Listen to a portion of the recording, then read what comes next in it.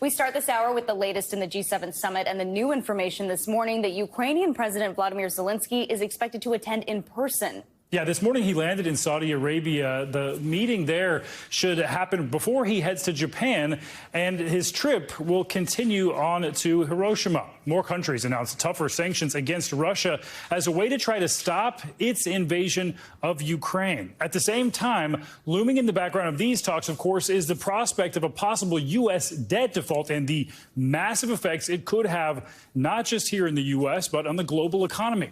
NBC News White House correspondent Mike Memoli joins us now from the meeting site in Japan with more on this. Mike, good morning to you. We do want to start with those new developments we just mentioned. Ukrainian President Volodymyr Zelenskyy will attend the G7 in person. He's in Saudi Arabia this morning. What more do we know about that? Yes, Stephen, Ukraine was always going to be at the top of the agenda for this three-day G7 summit here in Hiroshima. And the Japanese prime minister had indicated yesterday that President Zelenskyy was likely to participate in some fashion in the summit on Sunday. Well, now a Western official is confirming that President Zelenskyy is now expected to travel to this summit in person to meet with the G7 leaders on Sunday. Now, of course, the details of his travel are not being disclosed to protect his security. And given the length of that travel and the security concerns, it is possible that those plans could change. But this would be an important show of force, an opportunity for Zelenskyy to speak with the G7 leaders as a group in person at a critical moment. He's been ramping up the diplomatic offensive of late. Just in the past week, he's traveled to the United Kingdom, to France, to Germany, to Italy. He even met with Pope Francis ahead of a planned spring offensive by Ukraine. This is a critical moment for the Ukraine conflict, and one that Zelenskyy is now pressing leaders in person to provide even more support for. And Mike, we're now nearly a year and a half into Russia's war on Ukraine. Of course, as you mentioned, Ukraine dominating the G7. What do we know about these new sanctions that have been announced against Russia? Yeah, these sanctions, I think, fall into two broad categories. And the first, you have efforts to really tighten the screws, to increase enforcement of existing sanctions. There has been certainly a number of attempts by Russian officials to evade the sanctions that have been piling up from the West over the course of the last year. But then there's a second category of sanction, which is to target those remaining sources of revenue for Russia's war effort. If you believe it, this includes the selling of diamonds. We've seen increasing pressure, including what was announced at the G7 summit last year, which is that oil price cap that brings in significant revenue for the Russian government. But this is a further escalation in the West's efforts to tighten those screws, as I said, on Russia. President Biden recently said that one of the things he's proudest of during his time in office so far is the ability he's been able to show to keep our allies in lockstep in support of Ukraine. So now this is another collective step by the G7, and each of these individual countries may go even further with their own sanctions. And Mike, speaking of President Biden, we can't ignore the pressing domestic news, the negotiations over raising the debt ceiling as that timeline continues to tick down. But this could also have effects on the global stage. Are we expecting to hear more on that? Yeah, certainly President Biden in the sidelines of this summit, probably hearing an earful from his global counterparts about the situation back home. And as the president has been taking part in G7 activities today, he's also been getting updates from his staff back home. We've seen those negotiations on Capitol Hill on Thursday. Well, President Biden did have a briefing with some of his staff as he started his day earlier on Friday. And just in the last hour, we learned that President Biden has left a dinner of the G7 leaders early so that he can get an update again from his staff. You understand the time zone challenges here. President Biden, at the end of his day, aides at the start of their day. He'll get the latest information as he's kicking off, ending his first day here. All right, and more to come on that. Mike Memoli, thanks so much. Back here at home, negotiations are ongoing to try to reach a deal to raise the debt ceiling. We're just days away from the June 1st deadline. The date Treasury Secretary Yellen said the country could risk defaulting on its debt if a deal isn't reached. That could send stocks plummeting, affecting 401ks and retirement funds, and even possibly leave the government with no way to pay its workers. On a call with community leaders yesterday, Vice President Kamala Harris criticized Republicans and warned about the potential dangers of a debt default. For Republicans in Congress, this issue is not really about lowering our nation's debt, because if they really cared about lowering our debt, they would not also fight to protect trillions of dollars in Trump tax cuts for the wealthiest Americans and the biggest corporations. NBC News Capitol Hill correspondent Ali Vitale joins us now with more on that. Ali, so negotiations have continued even with President Biden attending the G7 summit, and there have been some hopeful signs that progress is being made, especially some new comments from House Speaker McCarthy, right? Yeah, look, the tone has shifted significantly here, Valerie, from the start of the week when I talked to the speaker and he was very pessimistic, very dour on the tone of the talks. And now you're hearing him not just say that they're productive, but also we're starting to see some similar themes start to take shape publicly, which means they could be starting to coalesce around points of a deal in these backroom dealings that they're doing between the speaker's closest allies and the White House's top aides. McCarthy, though, keeps trumpeting this need for a timeline and a framework by this weekend. That's different than what the White House is saying, but here's the speaker anyway. Watch.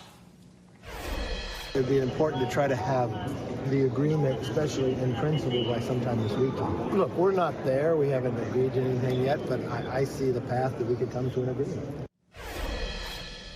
Now, look, you're seeing him there say he sees a path to an agreement, which to me is significant because, again, he had been very pessimistic about talks earlier this week. And then, of course, the timeline bit here. There could be a few reasons why the speaker wants to do this well ahead of deadline, which is not something that Congress typically does. They're typically very deadline-oriented, almost like journalists in that kind of a way. But instead, you're seeing McCarthy say that he wants to have a deal done framework-wise by this weekend. That would allow them to come back early next week. He wants the House to go first on this. The Senate is out on recess anyway next week. They could be called back if anything significant starts happening. But nevertheless, we're seeing McCarthy really putting the urgency on here because June 1st gets closer every minute.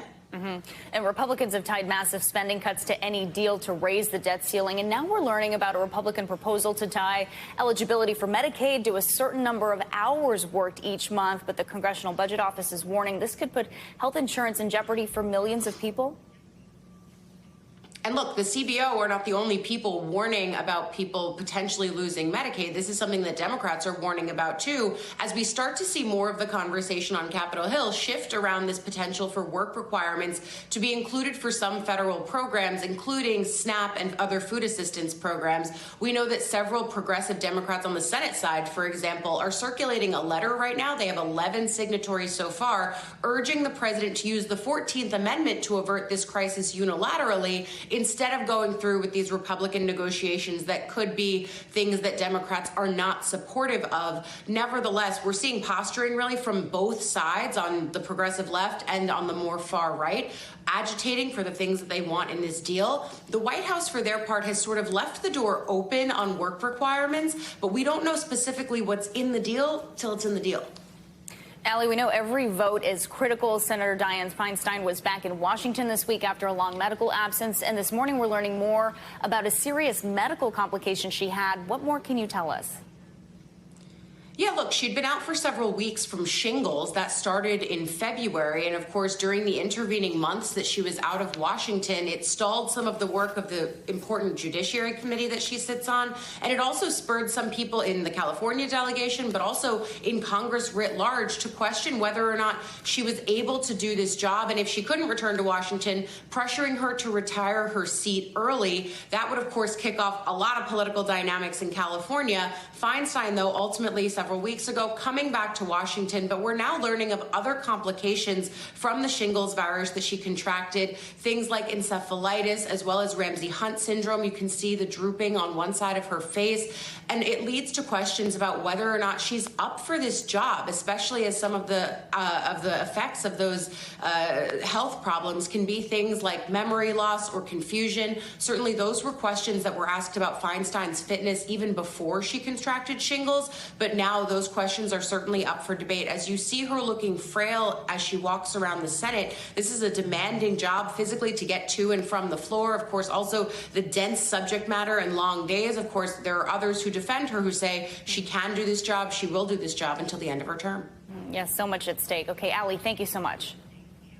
Well, after months of speculation and rumors, Florida Governor Ron DeSantis is moving forward with plans to announce his run for president next week. And this news comes as Disney has announced it's scrapping plans to build a $1 billion development near Orlando as the company's ongoing feud with the governor continues. NBC News correspondent Dasha Burns gets us up to speed. There you go. NBC News first to report Florida Governor Ron DeSantis plans to formally announce he is running for president next week, according to two sources close to his political operation. Stay tuned. Stay tuned. His team is also summoning his top donors to meetings in Miami in conjunction with the announcement. A source familiar with the plans tells NBC News. The move comes after a long period of DeSantis testing the political waters. We're proud of what we've done in Florida, but I have only begun to fight.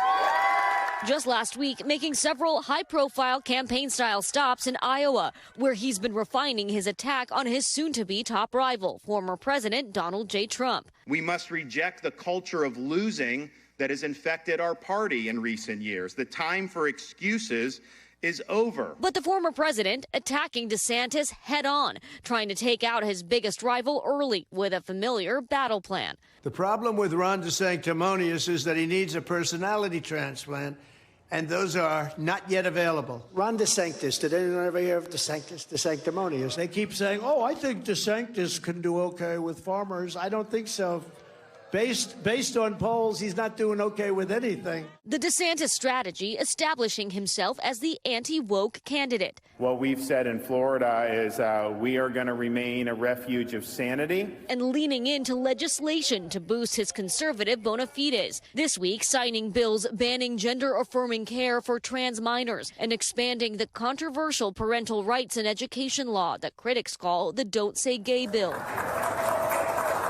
That bill leading to a high-profile battle with Disney, the entertainment giant announcing it's scrapping plans for a new $1 billion Florida campus amid its bitter dispute with DeSantis. Part of the reason I think we've been able to do well in Florida is I don't look at polls to tell me what to do. While he may say he doesn't look at the polls, Trump's lead over DeSantis has widened considerably. In February, he was within reach, but now that gap has expanded over 35 points, something he has been on the defensive about in the past. I'm not a candidate, so we'll see if and when that changes. A shadow campaign soon stepping into the 2024 spotlight. And our thanks to Dasha Burns for that report. In the last 24 hours, by the way, more than a quarter of former President Trump's social media posts have in some way gone after his soon-to-be rival. Turning now to the Supreme Court, the justices handed down several high-profile rulings this week, ranging from Silicon Valley to the art world. The court is expected to ramp up its rulings as they begin preparing for summer recess, which typically happens at the end of June. Let's bring in attorney and legal analyst Angela Senadella to help us break down these Supreme Court decisions. So, Angela, good morning. Let's start with two cases involving tech giants Google and Twitter. Both of these lawsuits had the potential to drastically change the rules of the internet. What were these cases about? How did the court rule, and how big a win was this for Silicon Valley?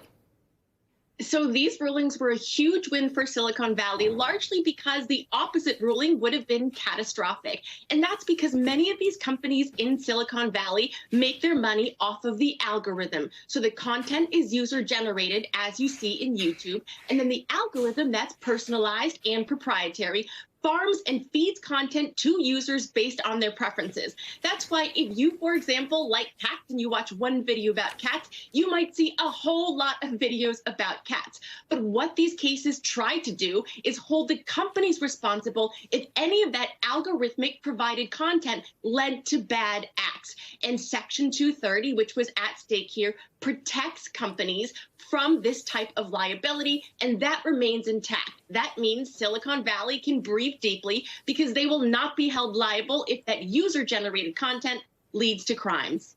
Okay, so let's turn now to a case involving an iconic piece of art from Andy Warhol. Photographer Lynn Goldsmith claimed Warhol stole her picture of Prince without enough premise to constitute fair use when he created a series of works of Prince. The court ruled in favor of Goldsmith 7-2, but there was some division over the consequences the ruling would have for art. Walk us through all of that. Yes, this is fascinating because both the majority and the dissent here were really trying to argue in the name of creativity. But ultimately, the majority in a 7-2 decision argued in favor of the original artist, saying that if a photographer like the one here creates an image of Prince, when somebody like Andy Warhol, no matter how famous you are, just takes that image and, for example, changes the color, turns it into a sort of silkscreen. That is not enough of a transformation, so the legal term is transformative use, to be declared a separate work of art. That means if you are someone like Andy Warhol, well, guess what? You have to get a license from that original photographer to sell art like he did. But the dissent said, no, you're stifling creativity. Andy Warhol is an icon. You can't claim that his artwork is derivative. I also think technology today is super relevant because maybe back then you couldn't really make such derivative art easily. But today with AI, with digital resources, a lot of people, frankly, could do what Andy Warhol did. Yeah, technology changing so much in the art world these days. Angela Senadella, thanks so much. Turning now to the latest on a massive fire in North Carolina. Crews there are searching for 2 missing workers after the 5-alarm fire at a construction site hit Thursday morning. At least 15 other construction workers had to be rescued from those flames. NBC News correspondent Shaq Brewster brings us the details. Hi there. Well, the scene of this apartment complex that was under construction is now contained. The fire chief said you can expect to see crews here for an extended period of time as the investigation into what caused this fire is just beginning. 2 construction workers are missing after a massive 5-alarm fire in Charlotte, North Carolina. It was huge. The pictures were terrifying. The rapidly moving flames began around 9 a.m., taking over an apartment building under construction. A very fast-moving fire, high heat conditions, well over 2,000 degrees. And as a construction site is open, a lot of wood is exposed. The dense smoke could be seen for miles, the mayor warning residents to stay indoors. It was very hot in the smoke, the water in my eyes. It was insane. I've never experienced anything like this. More than 90 firefighters responded. Officials say rescuing 15 workers from the construction site, including one pulled from a crane and taken to the hospital. The blaze so intense at times, some firefighters needed help. We had several maydays. Mill Creek Residential, the company who owns the apartment building, says no residents were living there and that our #1 priority is the health and safety of the people who are working there today and those in the surrounding area.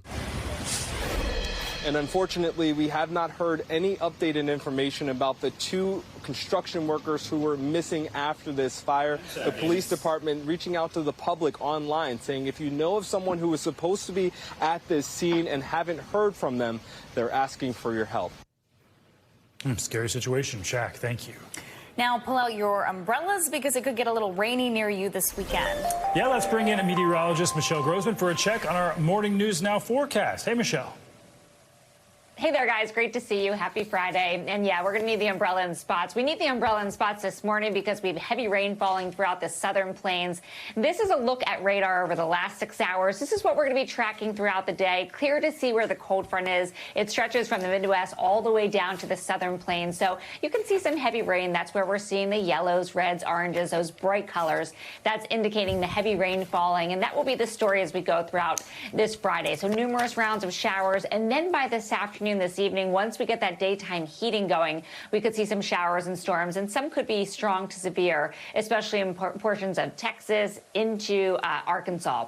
So as we're looking along the southeast coast, we're also watching a coastal low that's bringing some showers along the Carolinas. That's going to move off to the north and east. So this is what today looks like. We're looking at a nice day in the northeast. Enjoy it because things are changing tomorrow. It's going to be a wet start to the weekend for many of us, stretching from New England all the way down to the Gulf Coast states. Now, the northeast, we need the rain, but it just comes on the weekend, so not ideal. The middle of the country, we're watching the chance for those severe storms, and then back to the west, we continue to bake. We're looking at temperatures once again soaring into the 80s and 90s. Boise, you're going to be right around 89 degrees today.